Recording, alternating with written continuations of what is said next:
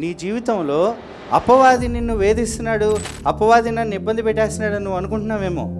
అపవాది నన్ను ఈ పాపంలో నుంచి బయటికి రానివ్వకుండా చేస్తున్నాడన్నా నువ్వు అనుకుంటున్నావేమో.